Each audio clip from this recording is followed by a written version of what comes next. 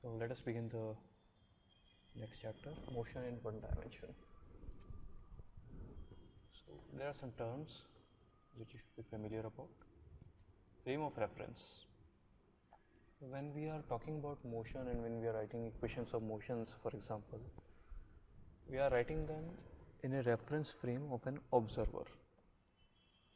For example, let's understand that by an example.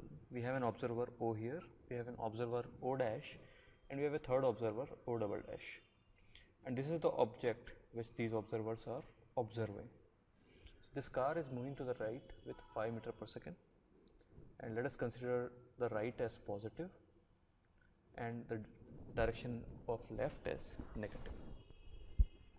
What happens according to the first observer, which is at rest?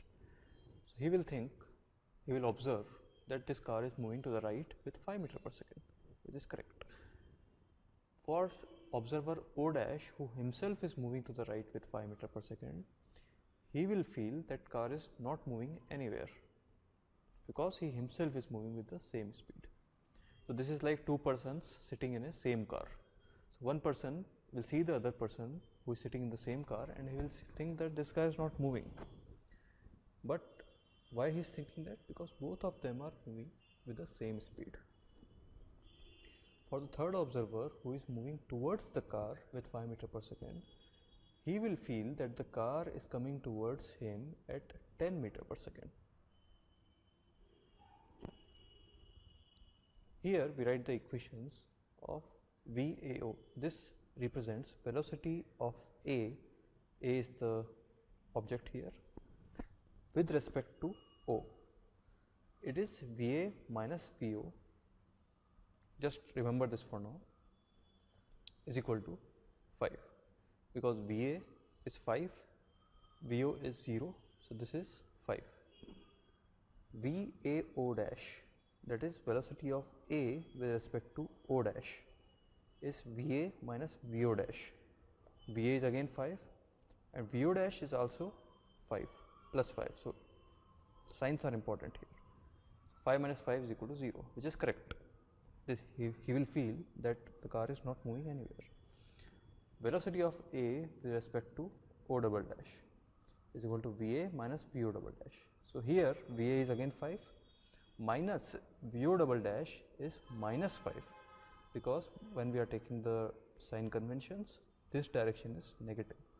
So 5 minus minus 5 is equal to 10 meter per second. So according to the observer O double dash, the car is moving 10 meter per second towards right. Here it is at rest. Here it is moving 5 meter per second towards right. So we can say that velocity of an object with respect to frame or with respect to an observer is velocity of object minus velocity of frame. So pretty straightforward to remember. Whatever comes first, you have to write it here. Object with respect to frame is object minus frame. So a simple example for that, if this is VA and this is VB, find velocity of A with respect to B. So it will be VA minus VB. Now vectors, velocities are vectors. So VA minus VB, we have to do vector sum. So this is VA, this is VB. So when we are doing subtraction, we can add the negative of it. So VA plus minus VB. So this is your VAB. And same is valid for acceleration also. So we can say that for acceleration also, we can say acceleration of A with respect to B is acceleration of A minus acceleration of B. We'll read that further also a bit, but for now just know that the same equation is valid for acceleration as well. Another example, A is traveling towards right 20 meter per second square. So this is your acceleration and B has an acceleration of 3 meter per second square. So what is the acceleration of A with respect to B and what is the acceleration of B with respect to A? So A of AB is AA minus AB is equal to 20 minus 3. Again we are taking the right as positive.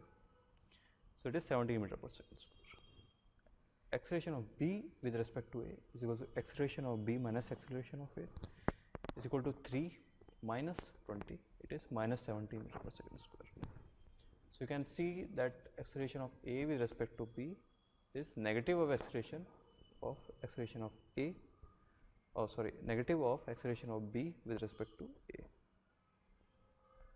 So clearly from here you can say that VAB is this, so VBA will be VB minus VA, and therefore VAB is minus VBA. So the magnitude is same, but the directions are opposite. Two kinds of frame of references. So when we are talking about velocity, we don't bother that much about so-called inertial and non-inertial frames, but when we are talking about accelerations, we need to bother about this. So inertial frame is a frame which is at rest or at constant velocity, and non-inertial frame, the frame is accelerating. Let's take an example again. So this is an object which is moving to the right with acceleration of A. So there are the observers here. He is at rest, he is moving forward with acceleration A naught, and this observer is moving forward with the velocity of V, which is constant. So according to our definition, if a frame is at rest or at constant velocity, it is inertial frame. So this is an inertial frame, and this is also an inertial frame. This, however, is a non-inertial frame. Now when we write AA0, it is AA minus A0. So here it is AA is A and A0 is 0, so it is A. Here it is A minus A naught, and here also, even though there is some velocity V, the acceleration of this frame itself is 0 because the velocity is constant. So AAO here also is A. So now you can see the difference between this and this, that in the inertial frame, the acceleration observed is actually the acceleration of the body, but in non-inertial frame, the acceleration is observed is not the actual acceleration.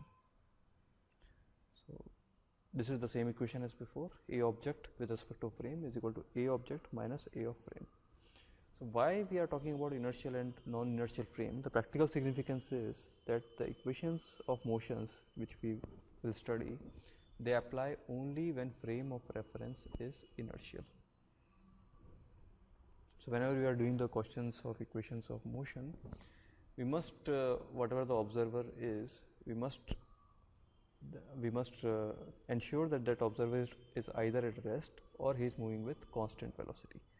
Then we can write down the values of the velocities of the other objects with respect to that observer, which will differ, but acceleration of the object with respect to this observer will always be same, as you can see the example of here and here. So velocity, suppose it was velocity v, then with respect to observer which is at rest, the velocity will be velocity of object which is v minus velocity of observer which is 0. So velocity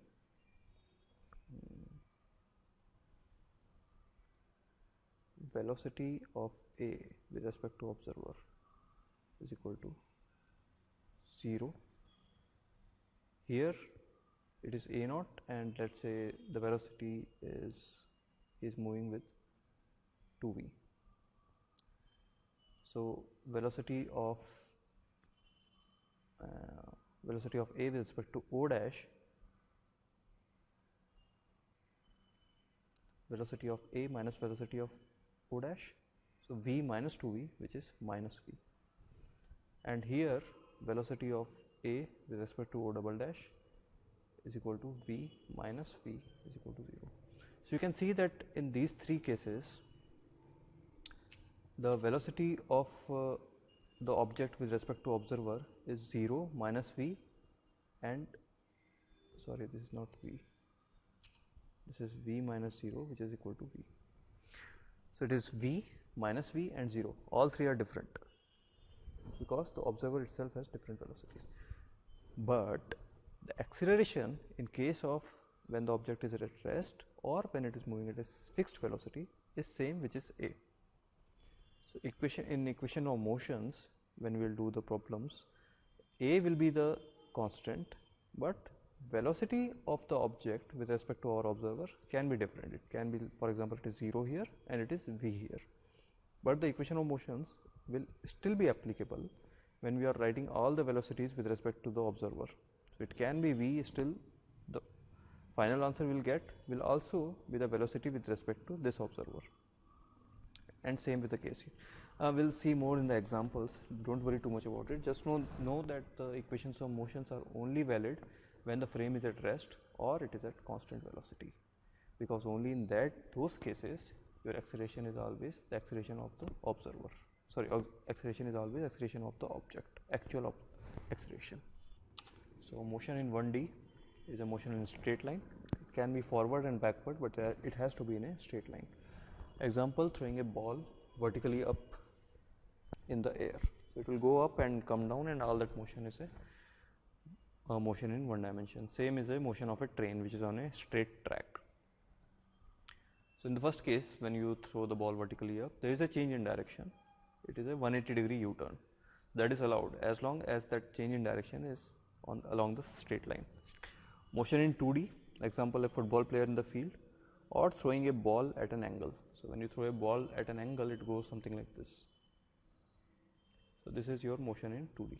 But when you throw it up, this is motion in 1D.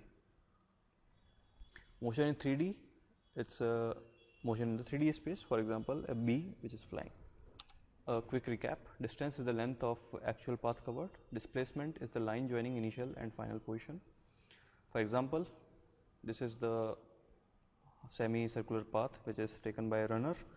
So distance here is pi r and displacement is 2r. And we can mention the direction also, 2r towards right. Speed is distance upon time, velocity is displacement upon time. So in this case, suppose the time taken is t. In the same case, then speed is pi r upon t and velocity is 2r upon t towards right. It differentially we can also write it as dx by dt. So for example, if x is 2t square plus 4t, then find velocity as t is equal to 2 seconds. So we write dx by dt, which is velocity, is equal to 4t plus 4. So velocity at t is equal to 2, just put t is equal to 2 here, so it will come out to be 4 into 2, 8 plus 4 is equal to 12. Acceleration is change in velocity divided by time. Differentially we can write it dv by dt. Time displacement graph. So whenever we write something like time displacement, we plot this time is on the x-axis and displacement is on the y-axis. So this is y-axis and this is your x-axis. So if we have a curve like this, which is the for a given time, what is the displacement? So if we plot these two, we will get a curve. This is called as your time displacement graph. So at any point, if you draw a tangent on this curve, and if the tangent makes theta angle with the positive x-axis, then the tan theta is your velocity. So dx, change in displacement upon time taken.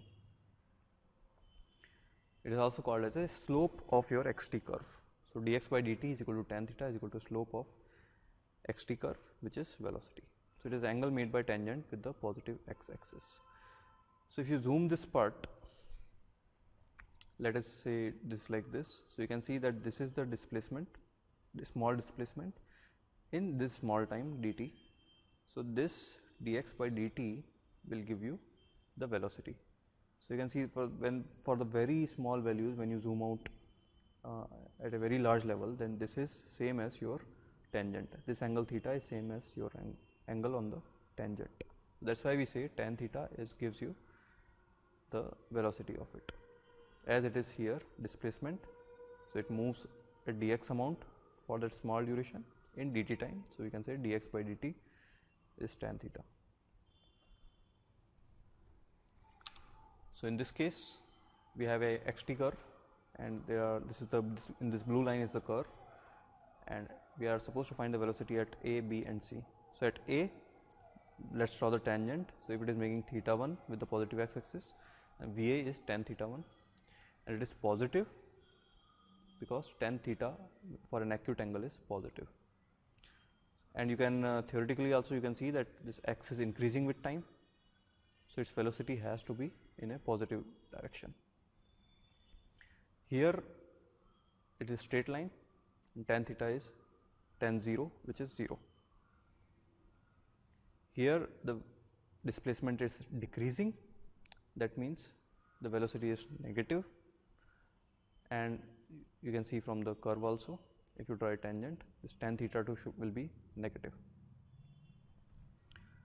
In this case, suppose the xt curve is a straight line, then you can see that x is not changing with time, therefore dx by dt is 0, therefore it is at rest. In this case, x is changing in a linear fashion against time. So dx by dt will be a constant. At any point if you draw a tangent, it will come out to be a same line, which is actually the curve of the xt graph. So it is a constant, and that means it is a fixed velocity. And what is that velocity? It is tan theta. Time velocity graph. So we had an xt graph, now we will study vt graph. So again, for any given time t, if you plot what is the velocity of that object, whatever curve you get is a vt graph. Here the slope of any point will give you acceleration. It will be dv by dt. So acceleration is equal to dv by dt is equal to tan theta is equal to slope of vt graph. Theta is again angle made by tangent with positive x-axis. The other important thing to note here is the area under the curve between any two time stamps. For example, between t1 to t2, the area below the curve is this. This area gives you the displacement during time t1 and t2. So t1 to t2 displacement is the area under the curve.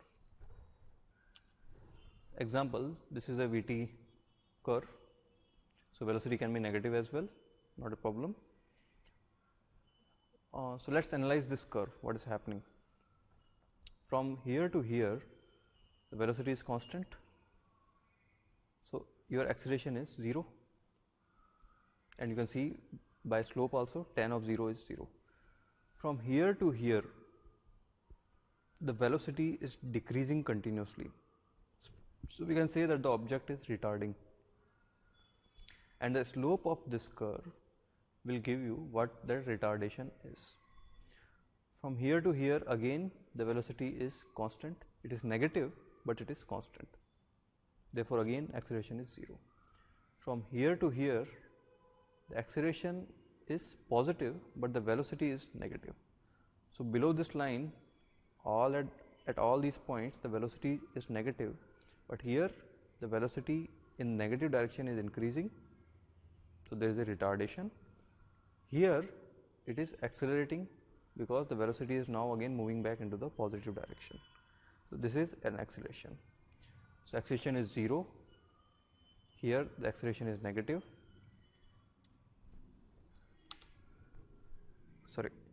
and here the acceleration is positive. So the question is here, what is the displacement, total displacement? So displacement is the area under the curve. So here the displacement is positive because the area is positive above the line. Here the area is negative because it is below the line. So this area means the positive distance covered by the object, and this area represents the negative distance covered by the object. So here how it will look like. So it starts at t is equal to 0, and let's say this is t1, this point is t1. So up to t1 its velocity is positive, and at t1 velocity is 0, and after that the velocity is negative. So it will go like this and come back like this. Now why this is behind this? Because you can see generally from the area that A2 is bigger than A1. So it covers more negative distance than it has covered the positive distance. So it will go further till t2 time, and at t2 time again the velocity is 0. So at t2 again it is at rest. So it starts from rest, takes a U-turn and comes back to a rest. A1 is equal to 0, A2 is negative, and A3 is positive. Finally, time acceleration curve. So it is acceleration versus time. So here the only relevant thing is the area under the curve, which will give you the average velocity from t1 to t2. So velocity change from t1 to t2 is area under the curve between t1 and t2. Equations for uniformly accelerated motion. So you have already seen that in your earlier classes. These are the three equations.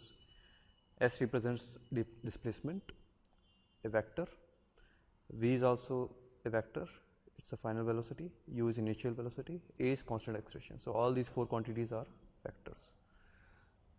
So these equations are only eligible for the uniform acceleration, that means A is a constant. If A is varying, these equations are not valid.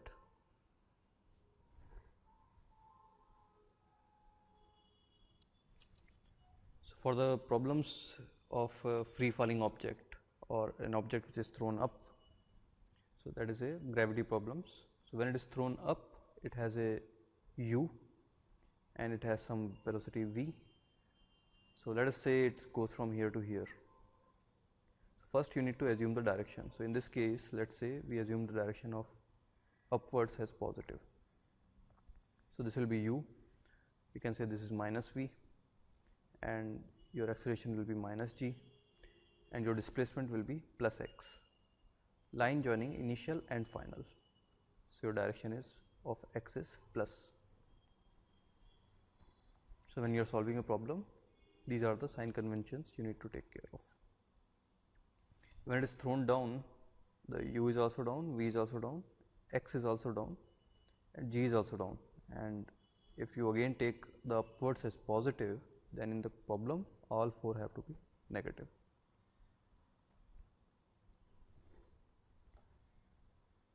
So this is this direction concept, and how do we use this these directions on these four variables.